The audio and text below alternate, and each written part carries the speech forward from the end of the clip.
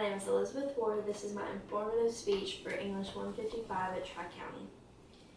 The origin of cosmetology isn't a very thought of topic in people's everyday lives, but once you understand it, you'll never think of it the same again. Cosmetology is a broad term. It covers the beautification of the hair, skin, and nails.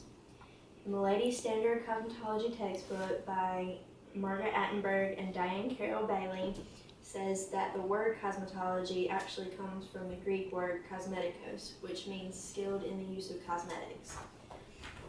The earliest signs of haircutting and hairstyling date back as early as the Ice Age, but more commonly it starts in different cultures like the Egyptians, the Chinese, the Japanese, the Romans, the Greeks, and during the Middle European ages. It started to grow during the Renaissance, the Victorian Age, and the 20th century. And then on a more traditional take on history of cosmetology, the popularity of the barber decreased in the mid-20th century and the popularity of salons picked up dramatically. The Venus Expression Academy article says that the Egyptians were the most elaborate in the beautification process. They wore makeup on their eyes, their skin, and their lips. They were known to color their hair and their fingernails with henna stains. The Chinese wore powder on their face to make themselves seem paler because they believed it showed a higher social class. The Japanese worried more about making their hair silky, so they dressed it up with pins and jewelry, though some women still did wear lipstick. The Romans and the Greeks were known for their spa-like baths, where they would pump water in from miles away using aqueducts. Romans used facials and fragrances, and they also colored their hair certain colors to show different social classes. During the Middle European ages, they believed it was sinful to wear makeup, but some did. They wore powder on their face to seem paler, and they wore elaborate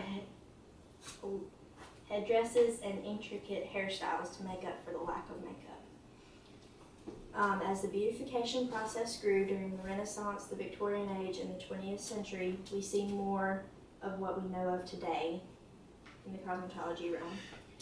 And the Ladies' Standard Cosmetology textbook says that the Renaissance style was very unusual. They used to shave their eyebrows and their hairline to make their foreheads seem larger because it gave them a higher look of intelligence. Both men and women took great pride in their appearances. During the Victorian Age, they cared a lot about their health, so they wore facials made of natural ingredients, and they pinched their cheeks and bit their lips to get a natural color instead of wearing makeup.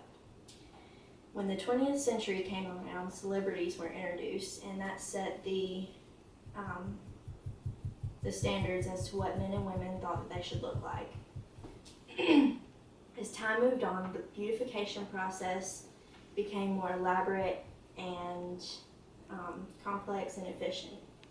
Hair growth treatments, early versions of curling irons, the cosmetic industry, perms, nail polish, cold waves, and barber shops became popular.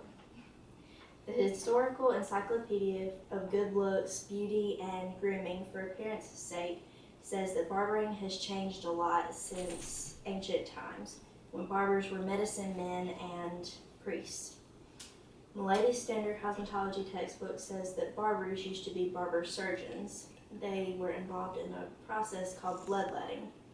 They believed that it strengthened the immune system.